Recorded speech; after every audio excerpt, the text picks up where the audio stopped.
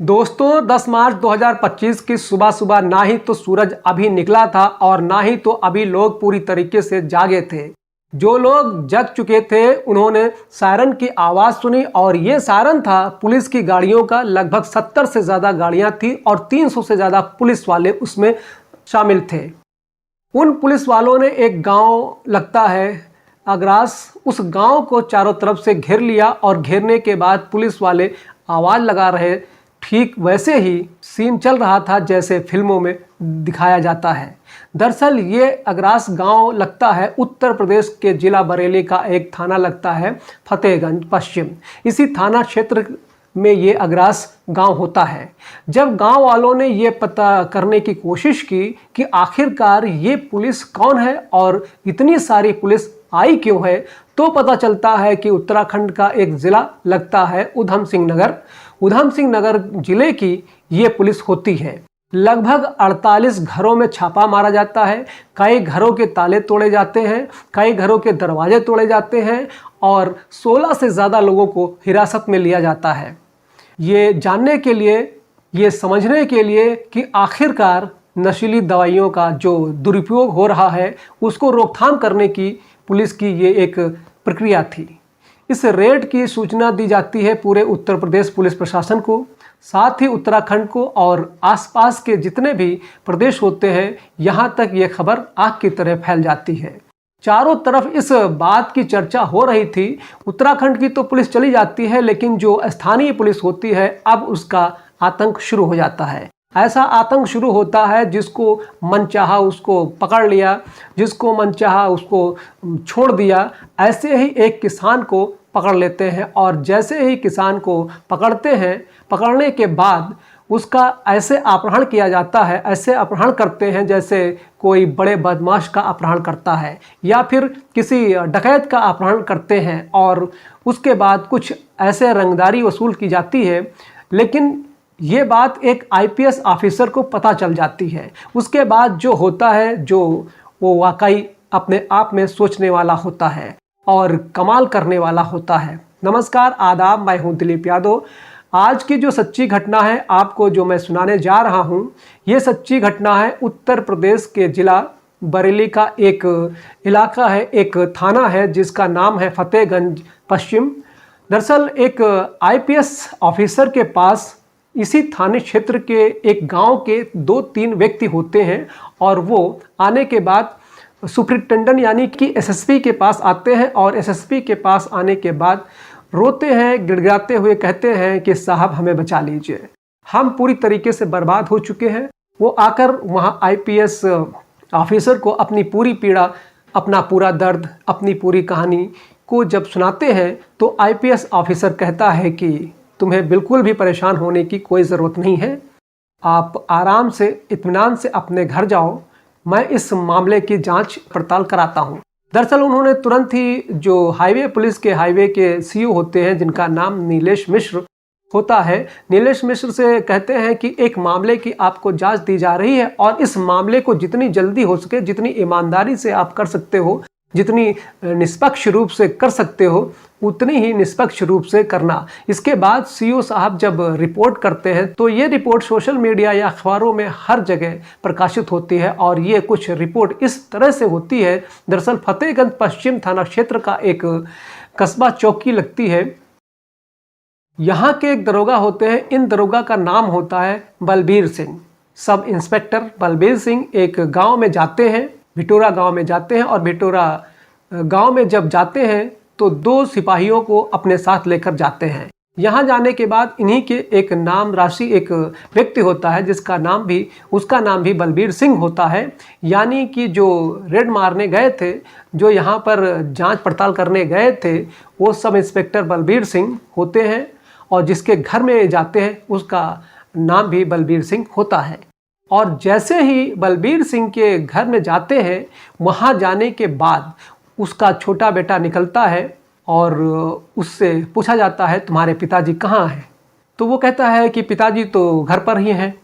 ये घटना है 3 अप्रैल 2025 की तारीख होती है और जैसे ही यहाँ पहुँचते हैं उसके बाद बाप और बेटे दोनों को बिठाया जाता है और बिठाने के बाद तसल्ली से उनके सामने एक तमंचा रखा जाता है आराम से, जो कि अवैध रूप से एक हथियार था।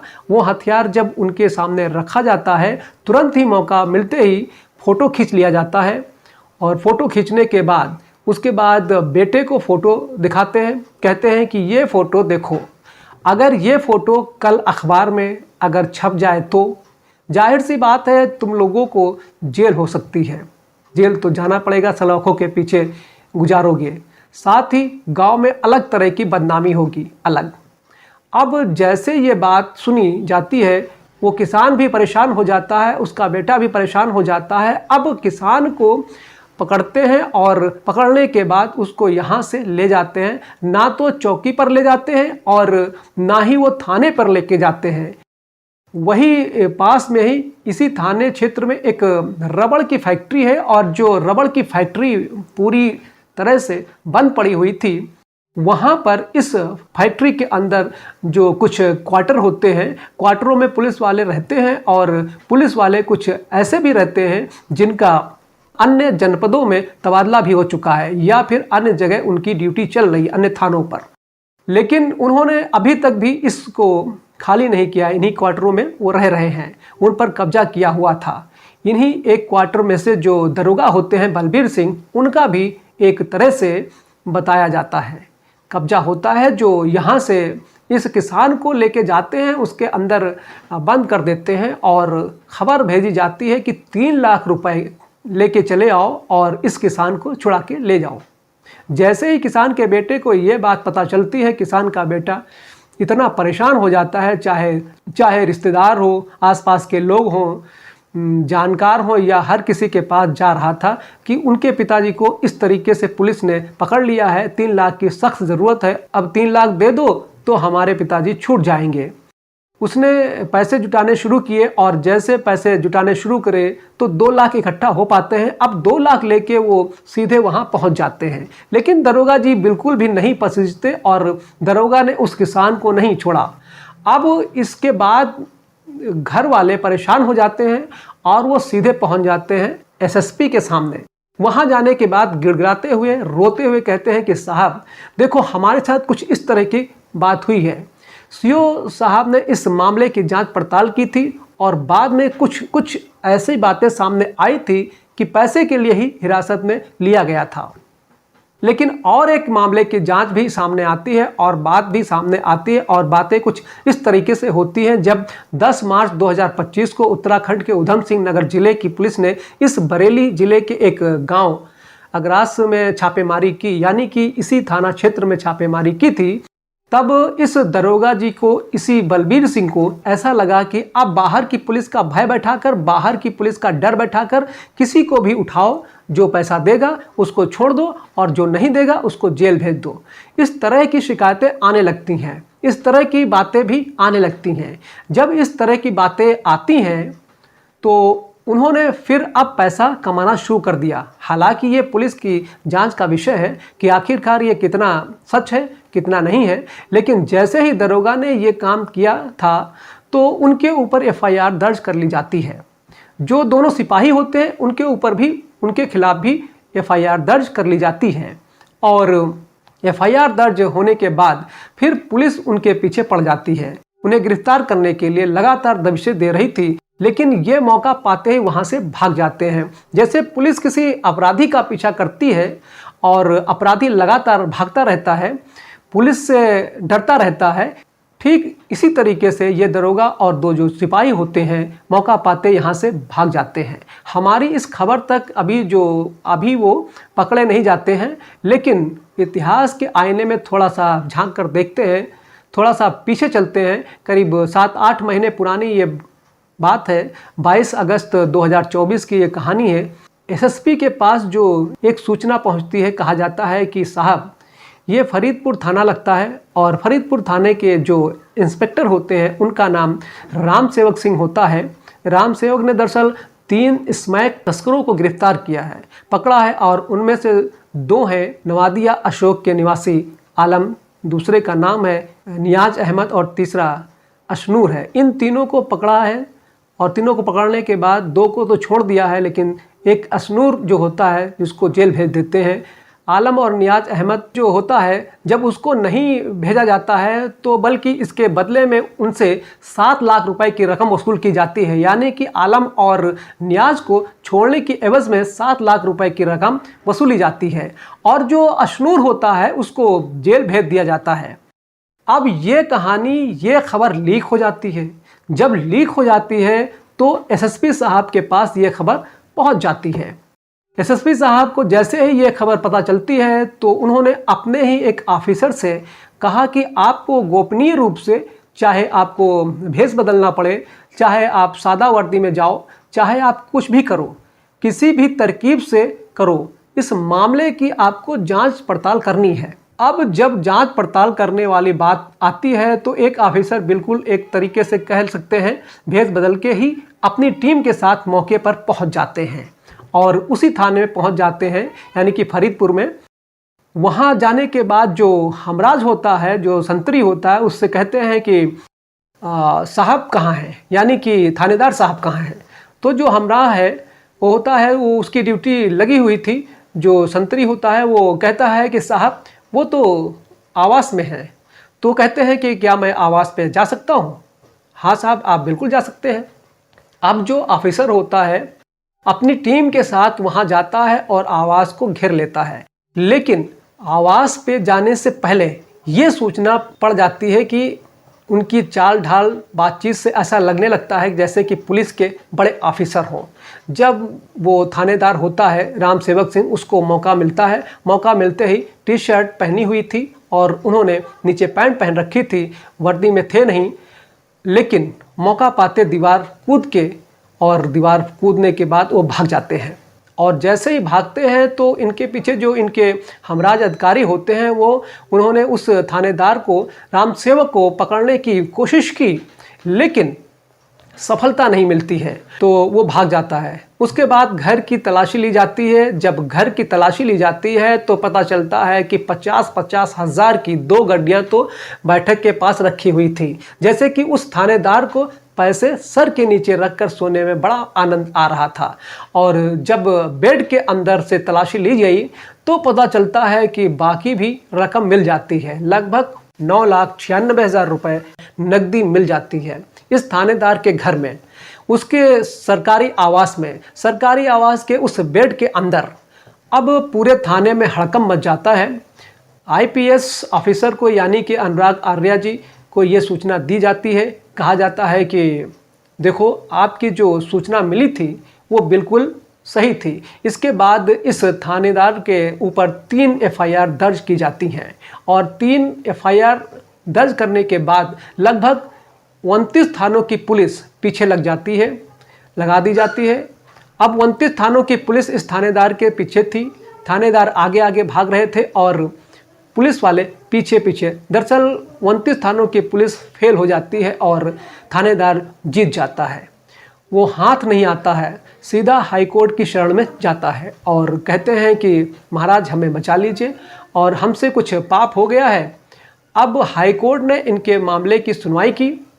सुनवाई करने के बाद जो गिरफ्तारी थी उस पर रोक लगा देते हैं। साथ ही ये जो स्थानीय अदालत होती है वहाँ जाते हैं, कुछ मेडिकल रिपोर्ट्स वगैरह दे देते हैं और कहते हैं कि साहब अगर मुझे गिरफ्तार कर लिया गया तो मैं मारा जा सकता हूँ, मुझे कुछ भी हो सकता है। तो मेरी जान बचाने के लिए आप स्थानीय अदालत में जब हुजूर के सामने जब अर्जी लगाई जाती है तो हुजूर कहते हैं कि ठीक है, इनकी गिरफ्तारी पर रोक लगा दी जाती है। अब रोक तो लग जाती है। रोक लगने के बाद फिर से आराम से रहते हैं, फिर से हाई कोर्ट की शरण में जाते हैं और आने के बाद फिर से कोई कहानी गढ़ते हैं। वहाँ जाने के बाद पता चलता है कि जो इनको गिरफ्तार करने की कोशिश की जा रही थी वो तो खैर रद्द मामला हो चुका था। साथ ही इनको जो सस्पेंड कर दिया गया था वो भी इनकी बहाली हो जाती है। लगभग इस मामले को 7-8 महीने का समय बीत चुका है। जो थानेदार थे राम सेवक सिंह, उनकी अब पुलिस लाइन में आमद हो जाती है और आमद होने के बाद फिर से वो पुनः वर्दी पहन लेते हैं। यानी कि जो पुराने दाग हैं हालांकि वो मिटे नहीं हैं, उनकी अभी जांच पड़ताल चल रही है, लेकिन फिर से वर्दी पहन ली जाती है। फिलहाल ये पुलिस लाइन में रह रहे हैं और पुलिस लाइन में रहकर उन्हें कोई ड्यूटी मिलेगी अब, क्योंकि कोर्ट जो डिसाइड करेगा। पुलिस की जो चार्जशीट होगी उसमें जो सबूत दिए जाएंगे वो जो डिसाइड करेगा अदालत, तो वही फैसला सुनाया जाएगा। अब अदालत में क्या मामला पहुंचता है क्या नहीं, दरअसल जैसे क्या राम सेवक 7-8 महीने के बाद एक तरीके से फिर से अपनी वर्दी पहन लेते हैं, क्या ठीक वैसे ही बलबीर सिंह के साथ होगा? क्या वो भी अपनी वर्दी पहन के फिर से दोबारा 7-8 महीने के बाद वहाँ वापस पहुँच जाएगा? जब अखबारों को खंगाला गया, अखबारों को देखा गया, तो पता चलता है कि जो बलबीर सिंह के जिसकी कहानी हमने शुरुआत में आपको सुनाई थी, दरअसल उत्तराखंड की पुलिस की बात जब उन्होंने अपना आतंक शुरू किया था तो उन्होंने जिसको मर्जी चाहा उसको पकड़ लिया, जिसको मर्जी चाहा उसको छोड़ दिया। तो इनके बारे में जब अखबार में ये जानकारी जुटाई गई तो पता चलता है कि लगभग 3 शादियां कर रखी हैं। कोई भी शादी जो पत्नी है वो आती है, शिकायत कर देती है, उस पत्नी की मुंह बंद कर दिया जाता है, मामला रफा दफा हो जाता है। और ये भी पता चलता है कि सफ़ेद पोश यानी कि नेताओं के साथ भी इनके अच्छे उठापैठ हैं। हो सकता है कि हाई कोर्ट की शरण में जाने की ज़रूरत ना पड़े, वैसे बाहर से ही काम हो जाए। अब बाहर से काम होगा या अंदर से काम होगा, ये कोर्ट की शरण में जाएंगे या नहीं जाएंगे, लेकिन जिस तरीके से इस बलबीर सिंह की वजह से उत्तर प्रदेश पुलिस की छीछालेदर हुई है, ये वाकई अपने आप में सोचने वाली बात है कि अगर इनकी जगह कोई आम आदमी होता तो शायद अब तक सलाखों के पीछे पहुंच गया होता और जो उनकी चाल ढाल होती वो लंगड़ा के जैसे चलते हैं, उन्हें पुलिस वाले गिरफ्तार करके ले जाते हैं और उनकी चाल ढाल बदल जाती है, लेकिन इस दरोगा के साथ शायद वैसा नहीं हो पाएगा। दोस्तों, इस पूरे घटनाक्रम को सुनाने का उद्देश्य किसी को परेशान करना बिल्कुल नहीं है, किसी का दिल दुखाना बिल्कुल नहीं है, बल्कि आपको जागरूक करना है, आपको सचेत करना है, आपको बताना है कि जिस काम के लिए आपने वर्दी पहनी थी, जिस काम के लिए आपने शपथ ली थी, वो काम अगर ईमानदारी से हो तो लोगों का विश्वास बढ़ जाएगा। लेकिन पुलिस के प्रति जो लोगों का एक डर है, विश्वास है, वो लगातार कम क्यों होता चला जा रहा है, इसके पीछे यही वजह है कि पुलिस कई बार अपनी ताकत का दुरुपयोग कर देती है। दोस्तों, आपका क्या कहना होगा इस पूरे घटनाक्रम के बारे में? आपकी जो भी राय है आप वीडियो के कमेंट बॉक्स में ज़रूर लिखें। और अगर आपको ये जानकारी अच्छी लगी हो तो वीडियो को लाइक कर दीजिए, अपने दोस्तों को शेयर कर दीजिए और चैनल को अगर अभी तक आपने सब्सक्राइब नहीं किया है तो कृपया करके चैनल को सब्सक्राइब कर लीजिए। धन्यवाद। जय हिंद।